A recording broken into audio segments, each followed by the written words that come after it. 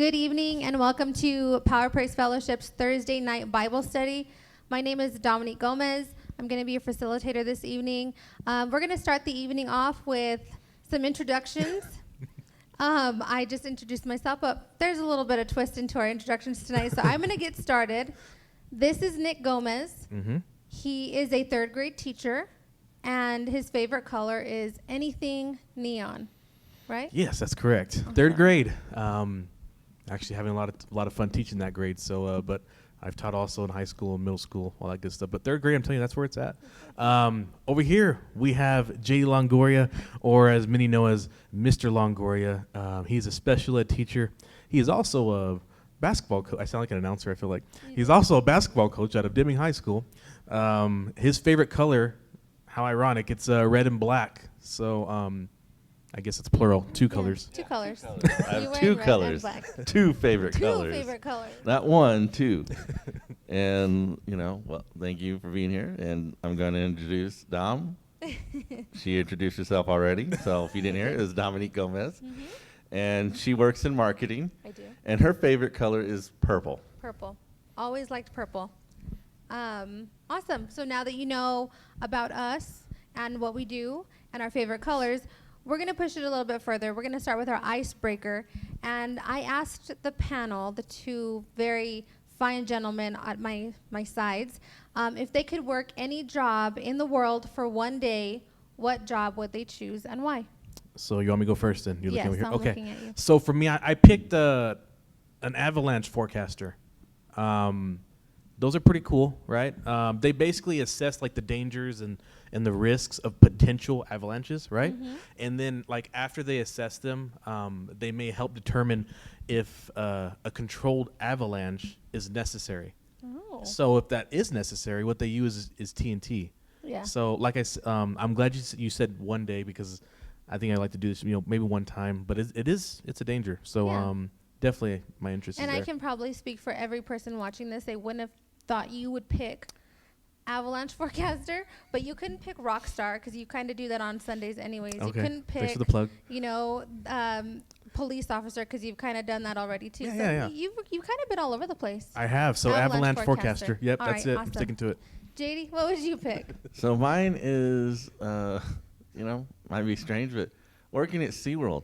Working with the animals, the aquatic animals with the whales and the seals and the little shows they have at SeaWorld. I don't know if they can do those anymore because of all the things. Be all over you. But working with the killer whales that you see them riding them and stuff, and I was like, man, that's pretty neat. They sit on the nose and they're swimming through the water, and I'm like, that'd be pretty neat. It's a lot more safer now too, because they're not allowed to get in the water with them anymore. Yeah. So I would definitely, that's a safe. Yeah, and you couldn't get sued for working there for 24 hours. Yeah. So I was like, that's if I could do something, that'd be something I'd like to do.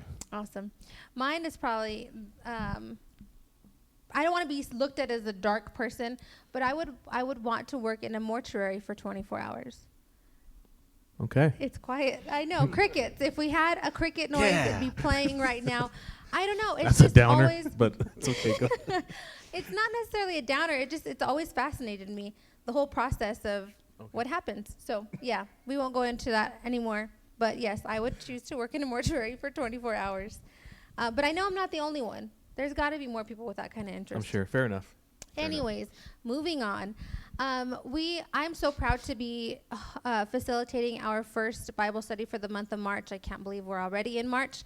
But our new theme for the month is fishing for a miracle. So when I think about the theme, I think about fishing. I like to fish. I don't know how to rig a line, or I don't know what kind of fish likes what kind of food or anything. I don't know anything, but I know that it can be relaxing. But I also know that it can be a lot of work, and that fishing is a combination of luck and skill. So skill is in knowing where to fish, what to fish, how to fish, but ultimately it's up to the fish to bite on your line. Yeah, exactly. So it's luck and skill. Yeah. What comes to mind when you guys hear our theme, fishing for a miracle? First, of course, I'm kind of the same. I think of fishing, right? Then I think of like patience and determination, okay? Because that's what is required when you're fishing. Like if your line has been out in a spot for 30 minutes to an hour, and you get no bites or nibbles, right? Nibbles. Do you try another spot or do you stay? Yeah. So even though you may have had success in the past, that same spot, what do you do? So when I think of the March theme, I think of patience, determination, and also wisdom, because wisdom will help you determine if you stay at that spot or if you move on to another. Move on. Yeah. Awesome. What about you, JD? Mine is, just having a lot of faith, because when you're there, when you fish, you're having faith that the fish is going to bite, Yes. whatever bait you put on there, and you're believing that it's going to work. And then sometimes you figure out that, okay, well, they don't like this, or I have to use something else. So, to the theme, I think it's, just, having faith in something and then believing that it's going to happen. Yeah, because I think every fishing trip, good or bad, always starts with, I'm going to catch a big one this time. Yeah. Or, so I completely agree with the both of you. Our base scripture comes from Matthew chapter 17, verse 27. I'm going to read that briefly. And it reads, and this is Jesus speaking to Simon Peter. And he tells him, notwithstanding, lest we should offend them, go thou to the sea and cast a hook, and take up the fish that first cometh up. And when thou hast opened his mouth, thou shalt find a piece of money. That take and give unto them for me and thee.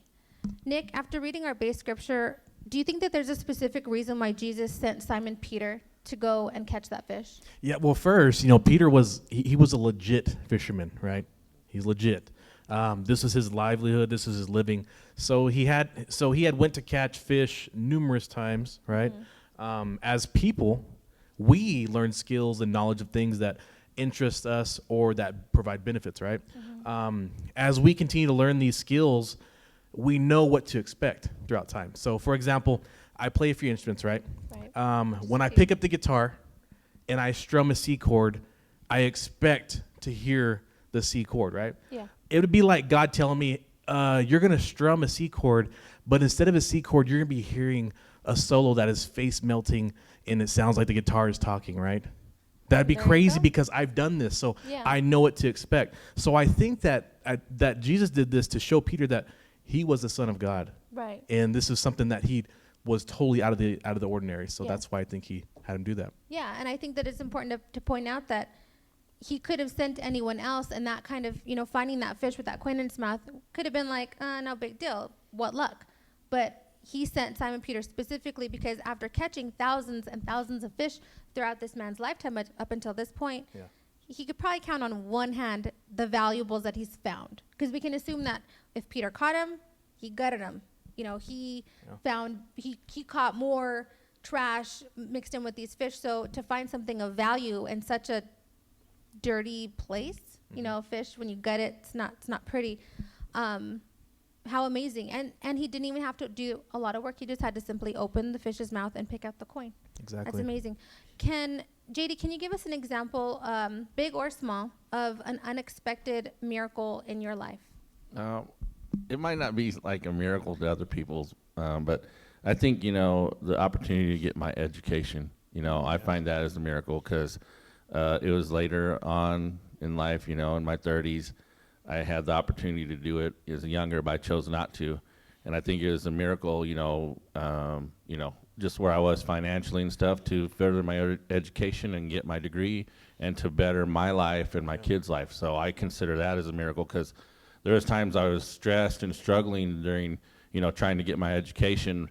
And, I knew, in the long run, this is not going to only benefit me, but it's going to benefit my family. Right. So, God, helping me push through that, because it wasn't just, being stressed over education. There was other things in my life that was going on during that time that I needed help with, and, only God could provide that. So, I count that as a miracle, as him giving me a right mind and, being able to fall back on him and let him guide me through those things, even while I was still going to school. And it kind of made it a little bit easier. Not saying that every time I did a test or wrote a paper it was easy, but, him, when I would write or something, I just feel that, he gave me, instead of my mind being foggy and sitting there writer's block or something, I think he gave me the knowledge and how to retain that knowledge and just write and do things. And,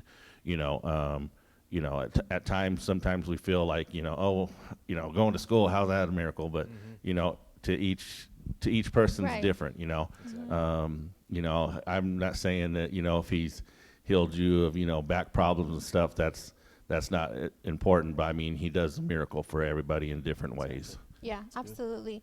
You know, like you said, each person has their own circumstances, and we hear this saying a lot. Only by a miracle, or it's a miracle I made it this, or it's a miracle this. But I think that sometimes term can be thrown so loosely, because there are legitimate miracles that happen every day, and when you can look back on your life and see all of the darkness, and then that one little bit of light that came through, whether it was through an experience or getting your education or getting married, that's the miracle that I didn't expect it, because I was such in a dark place. What about you, Nick? What? Yeah. So for me, I consider every day a blessing and a miracle from God. On a daily basis, I'm able to eat dinner with my family at the dinner table. We talk about the day at school, right, that my kids had. Interesting things that we heard that day, or my son will talk about how he went off on Call of Duty, right? Mm-hmm. Or my daughter will tell me about how she dislikes learning about the Spanish language. Yeah. And how difficult it is, especially when it comes to the proper Spanish, right? Yeah. Or me and you will discuss what we're having for dinner the next day, because I love talking about food. So all those kind of things to me are miracles. And like JD said, each person's miracle is different. Right. You know what I mean? There's some serious things that people struggle with and that they have to deal with. I've mentioned this before. We have other countries that a miracle for them would be fresh water, right? Right. So I mean, Absolutely. I don't take anything lightly. I consider every day a blessing and a miracle, for sure. I think that's amazing. I think that the fact that I'm sitting here is a miracle. If you would have met me maybe 10 years ago, when I was younger, I didn't even think that I would live into my late 20s.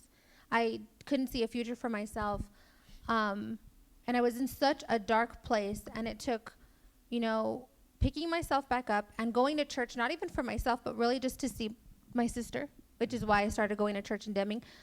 That brought about the biggest unexpected miracle in my life. And this is going to sound super cliche, and I'm not saying it because he's sitting right next to me, but I consider the biggest unexpected miracle to happen in my life is to have been married to Nick, because not everybody knows, but I've known Nick for a very long time. For a very, very long time. And my grandma has known his family for a very long time. And, we are pretty opposite. But, the happiness that has resulted out of a situation where I didn't think that there would be anything good to come out of it is such a miracle. And that I can wake up and every day and be so happy and so blessed and so thankful, because I know that there are so many people around the world that don't have that opportunity, that have just faced circumstances. And when we think of that, our problems become so little. Yep, so, for sure. Absolutely. JD, when we're talking about miracles that happen in our life, expectedly or unexpectedly, what kind of temptation can we face? So as a Christian, I thought on this, it's like, it's kind of, what Nick said a little while ago. You should believe you're going to be blessed every day, or you're going to receive that miracle every day, because, just like a minor thing of, waking up every morning, we're not guaranteed the next day. So, that in itself, closing your eyes at night and waking up is a miracle in itself. And that's a blessing, and in turn, when you get blessed or you have a miracle or something, you have to understand that you're also going to be tempted with whatever. If like, one thing I look at is like when you get a miracle of, maybe a financial blessing, or, you become more prosperous. Sometimes, we think that, we get more money, it's just going to be easy. Well, to understand, to fully understand, sometimes we get tempted and we blame, like, why is God putting me through this? Right. Or, in the scriptures, it says God's not the one tempting you. You know, we got to understand that sometimes it's, you know, ourself. Sometimes it's not even the devil. It's like what we can't fight with our flesh. So sometimes when we're getting tempted, we got to understand that, you know, say it is prosperity. You know, sometimes we get that temptation of, well, you know, when I was making less money, I was only giving this. Right. But we got to understand when I'm getting blessed or I receive a miracle, I should still have that same thought process into even giving more. Because, you know, in all, it's a miracle that, you know, like, I'll just take my job as, for example, you know, like, I don't expect to get paid so much all the time, but, you know, the last few years, they've given teachers raises and stuff. So what do I got extra money now, that's all mine. I increased, you know, my giving or whatever, it comes in my place that way, because it's easy to fall in temptation. It's, when you're getting tempted, it's not like it's something that, like each of us here probably, if there was a thing, like I'm not a big donut guy, but, you know, maybe Nick loves donuts, and, you know, it's a different temptation for him, you know. I mean, I'll eat a donut, but I don't have to necessarily have it, you know. So, you know, that temptation for me is not there, but maybe my weakness is something else. So that's what I'm fighting. My flesh might be different from what they're fighting theirs. So, you know, we got to understand that temptation is going to come with blessings, without blessings, with miracles, without miracles, because also too, you know, you can be tempted to, when you get a miracle, to be boastful and prideful about it. And in turn, we're not keeping that vision of what God, maybe he's doing that blessing or miracle for you to further his kingdom and to be a witness to those around. And sometimes we twist it like, you know, well, God just picked me, you know, I'm the best. And you got to understand that, you know, when you're being blessed, it's to show off what God can do. You know, in James 1:12, it says, blessed is the man who endures temptation. And when you think about the word endure, you know, it's about, you know, getting through that suffering, you know, or getting through that process of being tempted. And it says, for when he is approved, he will receive the crown of life, in which the Lord has promised to those who love him. And if you read the book of James, you know, it kind of leads up to all this, you know, when you get tempted. And then after this, it talks about, you know, don't blame God when you are tempted, or, you know, because it's usually, you know, it's our flesh and we're dealing. God's not going to send a temptation to you to test you, you know. The devil will tempt you with things, but it's not going to be God the one sending evil things to you. So you got to understand, well, why did God give me a miracle? And then turn around and then, you know, now I'm being tempted. You know, God will bless you, and then in turn, the devil's going to see what he can take a little bit from that blessing. So you've got to be able to fight that, the devil, your flesh, because, you know, it's easy to blame. You know, I just think about you know, Adam and Eve, you know, what was the first thing, you know, yeah, they took the apple, but, you know, Adam blamed, well, you know, when God asked him what happened, well, he was like, you know, it was the woman you gave me, you know. I was happy, you know, just sitting here by myself with the animals and stuff. I wake up and I'm, you know, I got a wife the next day, and, you know, it was your fault, God. And, you know, sometimes we tend to blame God for, you know, we want to give God the glory when we get those blessings, but then in turn we want to blame him also when it doesn't go right, you know. And you've got to understand that, you know, you're going to be faced with so many trials and temptations through your Christian walk. Anybody who's been a Christian a long time, ask them, talk to them, because everybody goes through it. And it's not just, you know, oh, it's all, you know, flowers and rainbows and everything in your Christian walk. You're going to be tempted, and you got to be able to understand that it's going to come along with the blessings. Absolutely. With the good will always come the bad.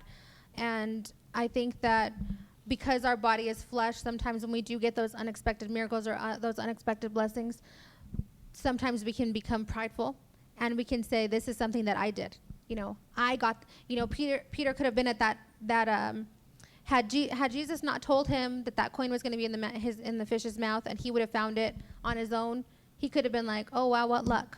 You know, what luck. But God will put miracles in our lives, give us blessings in our lives to show that it is him. It's him doing this.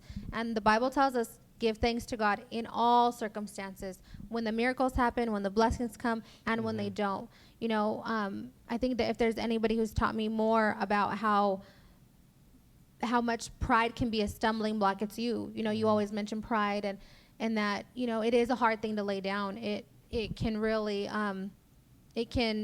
pride, yes, there are in some instances where it can take you level to level, but one slip and you'll be right down to the bottom. You know, we always have to be humble when the miracles come. We always have to be humble when the blessings come.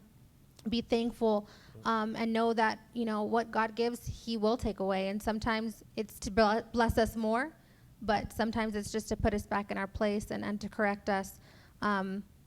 I don't know, Nick, did you have anything else to add? That was really good stuff. You guys had said some really good things.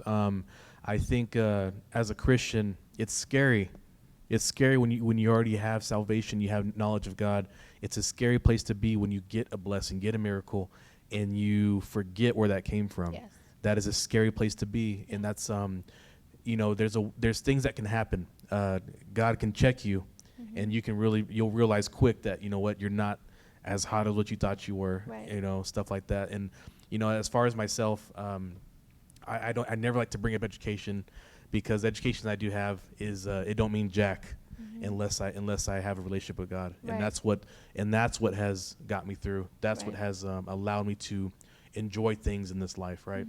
So very good. I think for sure stay humble, and especially when you're going through something and it works in your favor. That is not a time for you to bash another person. If you're in a relationship and that relationship ends, the worst thing you can do, and I see it all the time, is go to social media and just bash the other person, right? Of course, we've talked about that in the past before, but, you know, it all connects to this. And Absolutely. It's important because, you know, especially if you're getting blessed, you get the miracle.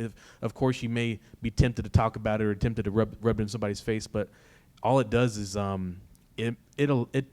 it causes you to take a step back. Yeah. Instead of going forward, you take a step back when you do that. So, of course, stay humble and, you know, set your pride aside for sure. Absolutely. And, you know, just going off that, I think sometimes we got to understand that we're not all going to get blessed the same. You know, some people might have a better blessing, you know, like, you know, with money or something from God, but we don't know what they went through to get that. And sometimes we like to judge, like you were saying, like we were saying, you know, oh, well, here he comes, you know, they got this money.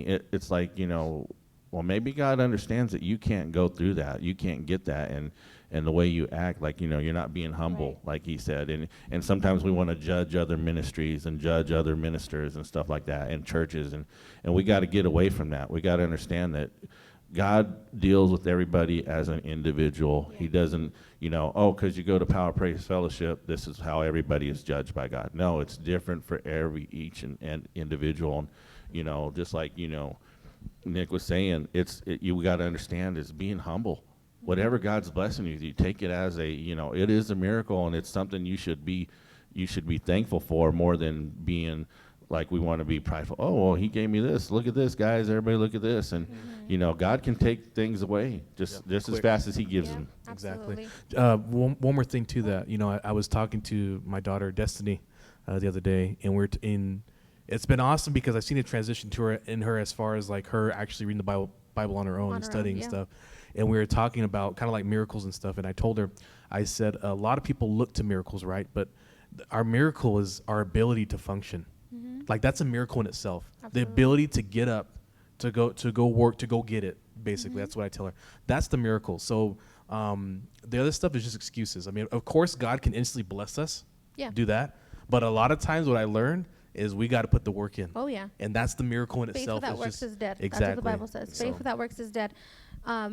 I don't know any successful Christian or any prosperous Christian who has not put in work and has just flown by and let everybody take care of them.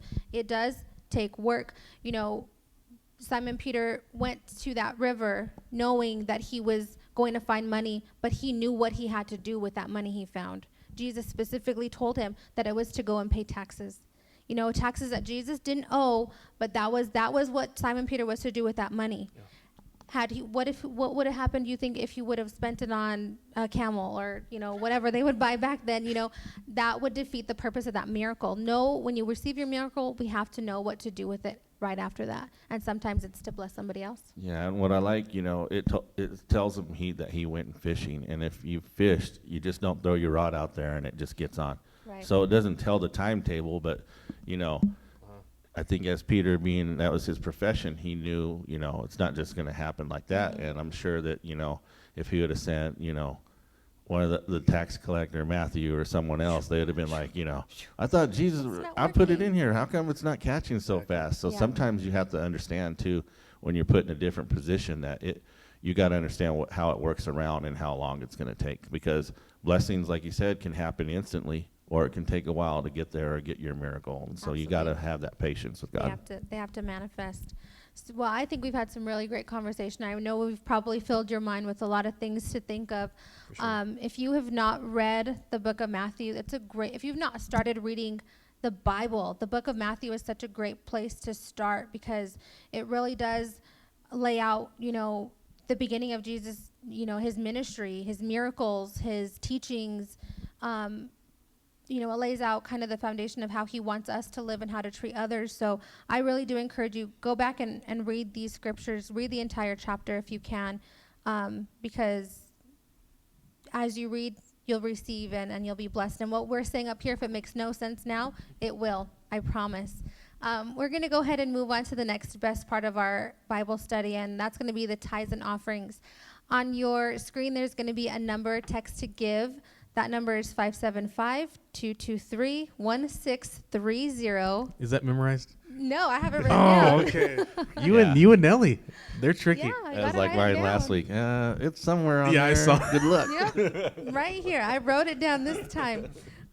We just want to thank you for continuing to give. If you are unable to do our text to give, please remember that you can donate on our website, powerpraisefellowship.org. If you haven't been to our website, go check it out anyways. It's fairly new. It lays out everything that we offer as our ministry. And I'm just really proud because, you put it together. So go look at look at our website. But we want to continue to thank everyone who supports the ministry. On Sunday, we did we had our congregation pledge vows. We are doing a lot of work around the church.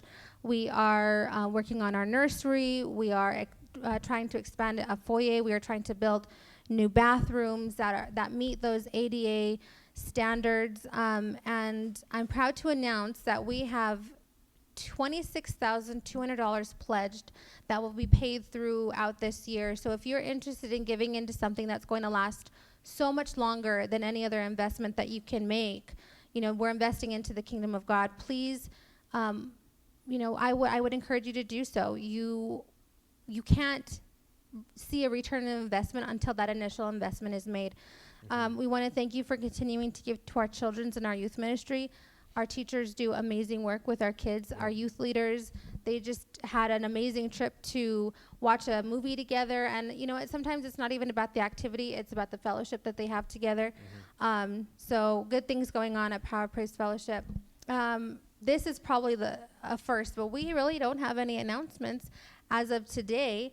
The only thing I'm going to announce to you is to please join us on Sunday for our live service. If you cannot join us live, our service starts at 10:45 in the morning. You can join us live stream on YouTube or Facebook. Invite your friends, invite your family. Facebook and YouTube are so great, Facebook anyways, because you can just share it. Just share the stream, create a watch party, and join us for service. You're going to be blessed. Remember that if you're going to be joining us for in-person service, you do need to complete a registration, and that link is usually posted to our Facebook by Fridays.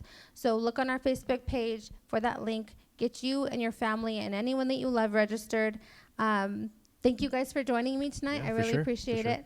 And I hope that you enjoyed Thursday night Bible study, and we will see you next week. Good night.